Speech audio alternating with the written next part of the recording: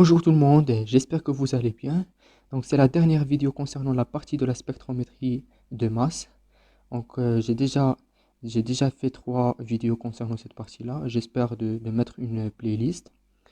Donc voilà l'exercice 2. À partir du spectre de masse représenté dans la figure suivante, on va traiter après, quel, quel isotope principal du zirconium comprend l'échantillon. Donc, après l'introduction de l'échantillon du zirconium de numéro atomique 40 dans l'appareil, et après son analyse, on obtient le spectre de masse représenté dans cette figure-là.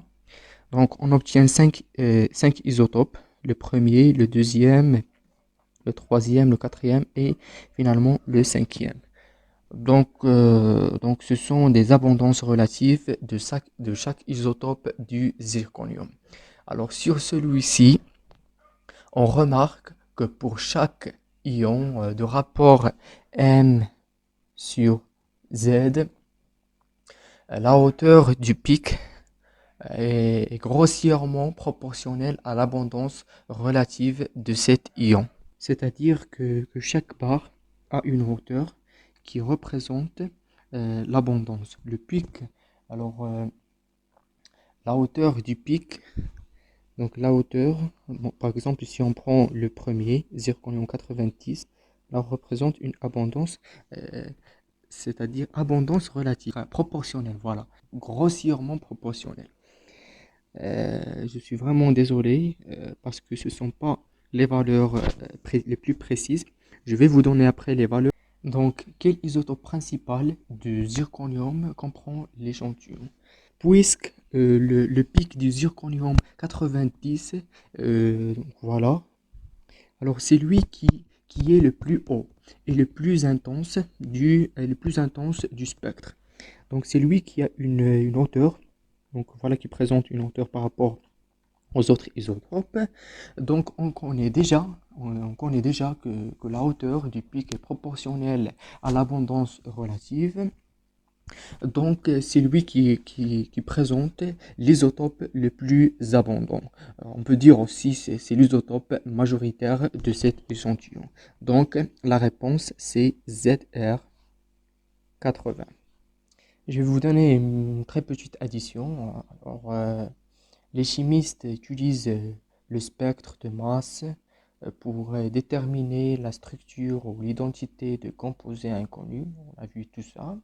Alors, cette méthode est devenue une méthode indispensable en chimie, mais aussi dans d'autres domaines, tels que, par exemple, la médecine, les sciences de, de la criminalistique, je pense la criminalistique, encore l'étude des traces, par exemple des traces d'activités criminelles ou encore les sciences environnementales.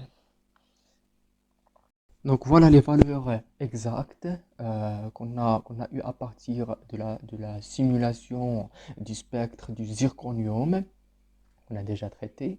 Alors on trouve les masses atomiques et les abondances relatives.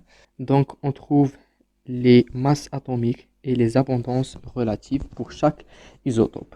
Pour le zirconium 90, voilà ces valeurs. Pour le deuxième, le troisième, le quatrième et finalement le cinquième. Donc à partir de ces valeurs-là, alors on va calculer la masse atomique relative du zirconium. Alors la relation qui nous permet de calculer la masse atomique relative, c'est celle-ci. Mi égale à la somme des xi, le pourcentage, et la masse des isotopes. La masse des isotopes, la masse atomique des isotopes sur 100. C'est à vous de la résoudre. Donc, je vais vous donner juste comment faire. Donc, on a l'abondance relative concernant le premier isotope.